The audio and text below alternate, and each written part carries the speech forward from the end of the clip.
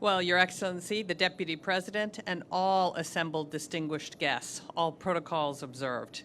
It is great to be in Mombasa today to turn over 16,000 metric tons of sorghum to the Kenyan people as part of the Black Sea Grain Initiative, brokered by the UN Secretary General and Turkey back in July of 2022.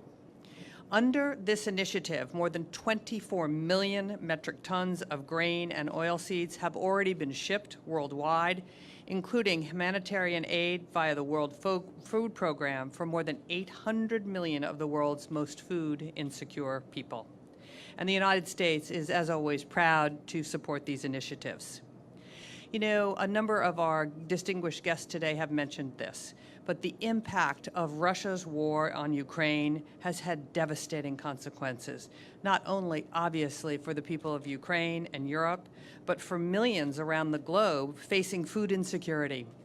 Coupled with the 5 consecutive failed rainy seasons, where an estimated 5.4 million people are projected to need food assistance by the end of June, these effects have been experienced right here in Kenya.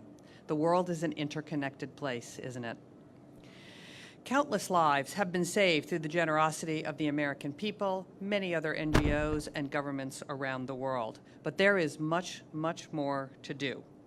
So the United States is trying to expand our long-standing work with countries around the world to make global food systems more resilient to shifting climates and to improve supply chains.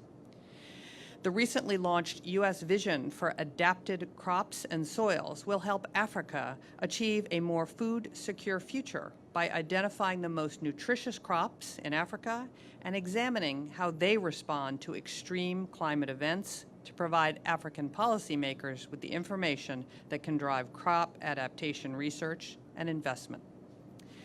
You know, as more and more people face emergency levels of food insecurity, additional support is going to be required from donors, the private sector, and governments across the world.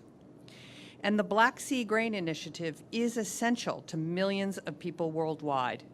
Many of you and the United States supported the UN Secretary General in his efforts to ensure the deal was renewed, and we are delighted to see that it was extended for another 120 days.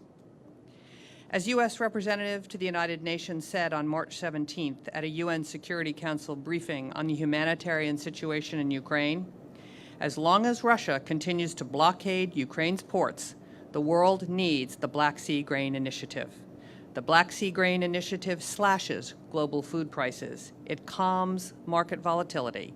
It ameliorates global food insecurity. And it saves lives. It must continue reliably and sustainably. The bottom line is that the world needs Ukrainian grain, and we are all better off when Ukrainian grain gets to the world markets. So thank you very much for having me today, and thanks for joining in this wonderful celebration. Thank you.